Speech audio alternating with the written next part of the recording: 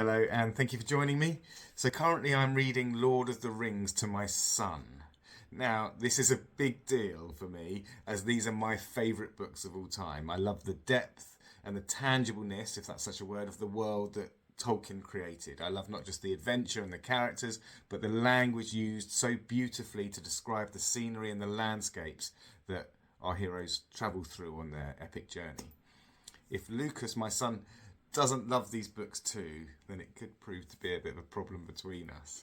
The Lord of the Rings is littered with many different lessons that we can learn. Lessons on life, lessons on relationships, lessons on friendship, lessons on leadership.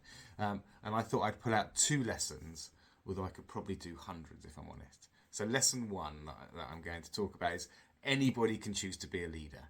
When choosing how they destroy the greatest danger known to them, the One Ring, they hold a special council where the powerful leaders and warriors from the different races of the world gather to decide what to do.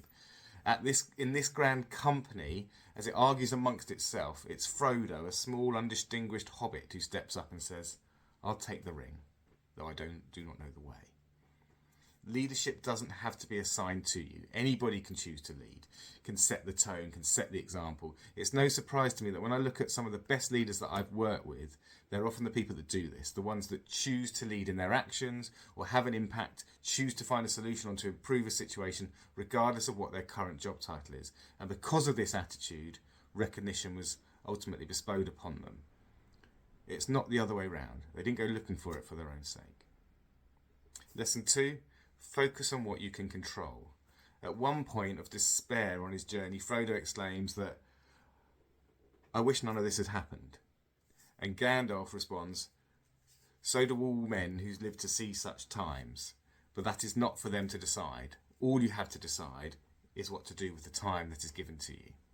In his book, The 7 Habits of Highly Effective People, Stephen Covey articulates this same point by distinguishing between our circles of control, the things that we care about but can't control, and our circle of influence, the things that we care about and can impact. Your circle of influence are the things that concern you that you can do something about.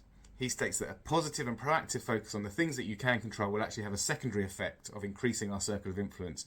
In contrast, by spending too much time focused on the things that we can't control in our life, family, business, we may actually reduce our influence on the things that we should be able to control directly. Now, I hope Lucas loves the books. I hope he can appreciate the wonderful way the world is constructed and the language is used. If he doesn't, then if nothing else, I hope that many of the lessons about trust, friendship, perseverance, adversity, and leadership sink in. Thanks very much for listening. Have a lovely long weekend. Take care.